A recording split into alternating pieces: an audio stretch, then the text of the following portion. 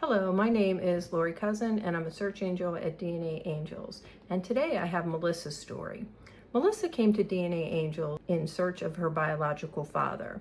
She had known since she was about 15 years old that the man who was raising her was not her biological father, but whenever she asked, nobody would tell her anything.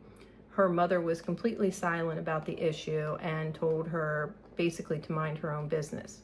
The only thing that she did learn, and she learned from her brother, was that he had heard that the man was named John. But other than that, she knew nothing. So she came to DNAngels and I began to work her case. The first thing I do is I sort her DNA matches, and her matches sorted into two groups. And one group would be her grandmother and one group would be her grandfather. And what I do is I look for where those two branches come together, where grandma comes together with grandpa, and when that happens, then I know that one of their children, one of their sons, would be her biological father. So I started to work on the one side and the matches were plentiful and they all went back to a couple named Andrew and Tia.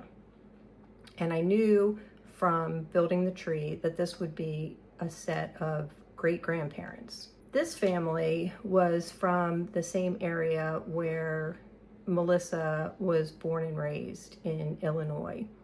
And most of the people were in Illinois and most of the people stayed in Illinois. The problem was the other branch. The other branch had much fewer matches and they were from the New England area, and they pretty much stayed in the New England area. And so I needed to find where those two groups came together. So I asked Melissa to upload her DNA to the other platforms.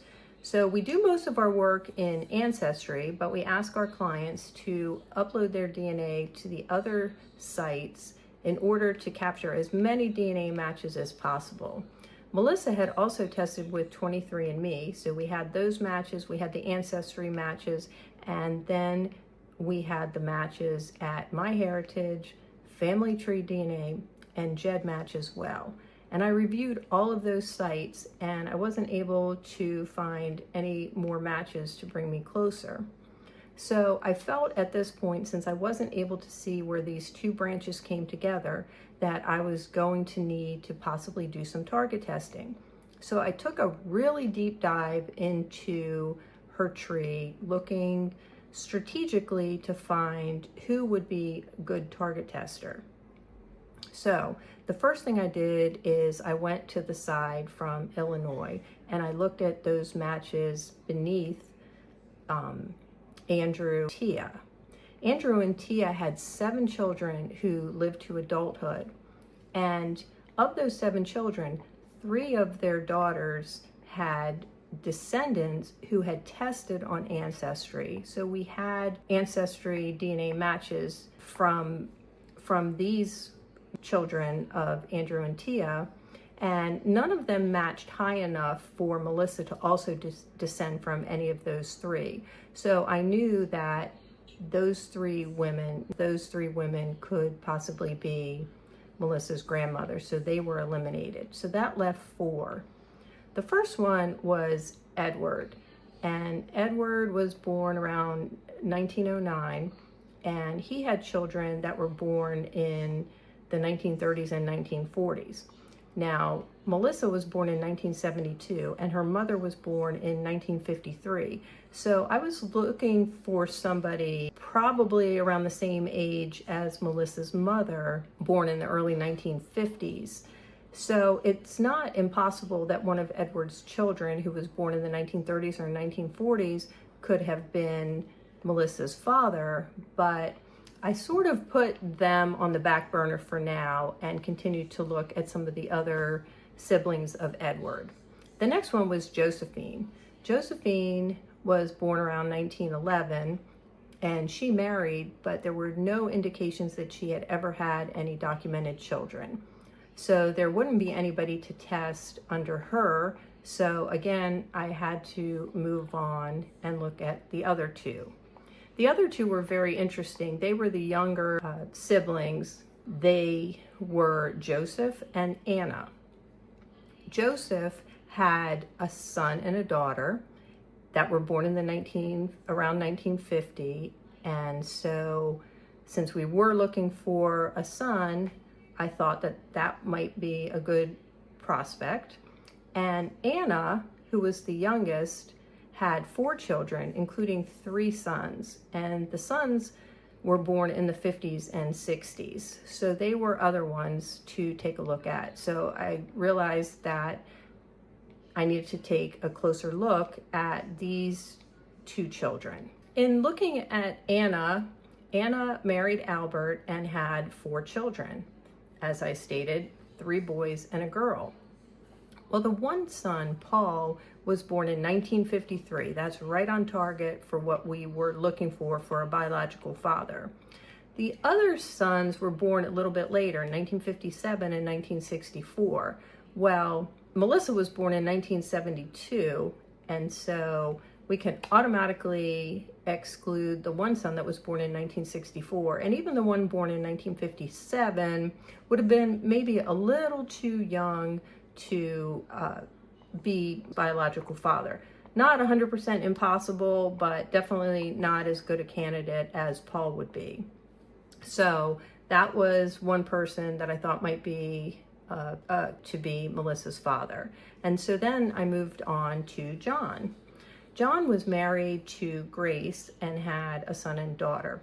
The son was also born around 1953. And so again, that was a good choice for Melissa's biological father. And wouldn't you know it, his name was John. So I got very excited about that and thought this could definitely be him. I know that John is a common name, so, and who knows if it was even the truth, if that was, the name of the biological father, or that name John was just thrown out because it was very common. Who knows? But it definitely was intriguing to hear that his name was John. So I had to look and deeper dive into John's mother, Grace, because Grace would be that grandmother, and she would have to be attached to that other line that I was looking for that came from New England. So in looking at Grace was in 1926 in the New England area. When I saw the 1930 census, I saw that Grace was about 3 years old, living with her mother and her siblings in her grandparents' household. And her mother was divorced. Her mother had been married to a man named George, and they were in the 1920 census. And sometime between 1920 and 1930, they divorced because George in the 1930 census was already remarried and living with his new wife and her children. So I thought that was interesting because it was very possible that he was not Grace's father. And in doing a deeper dive, I saw that in George's obituary, he did not list Grace as one of his children. And in Grace's death certificate, her father was listed as unknown. So I started to see where Grace could possibly fit into the branch that I had floating with all of my New England matches. And I had a very good candidate, and in reviewing the locations of where Grace's mother, Annette, lived in 1930 and where this man lived in 1930, they lived in the same city about a mile apart. So once I put her in there, it became apparent that she was actually, the grandmother was actually an MPE, where she did not either know who her actual father was, or maybe she knew, but he was not listed officially in any documentation. So once I had that all figured out, I went back to Melissa. I explained everything to her, told her what I was thinking, because to be sure, we're probably going to need some target testing since these two branches did not come together with official documentation. And she went right to her aunt, not her mother, but her aunt, and she asked her aunt if she had ever heard the name John and his last name. And right away, her aunt said, yes, that's your father. And she knew the whole time, she knew his full name. I don't know the circumstances. I don't know if they dated. I don't know, but her aunt confirmed he is, in fact, her father. So it was very exciting for me, because I'm actually taking the deep dive to look for some target testers, and not just randomly choosing people out of the tree, but really trying to be strategic and find the best sort of bang for the buck, the best person that we can get to target test who would give us, get us closer to answer. And in doing so, it actually all came together. And once Melissa asked for confirmation, received that confirmation. So who is John? John is alive.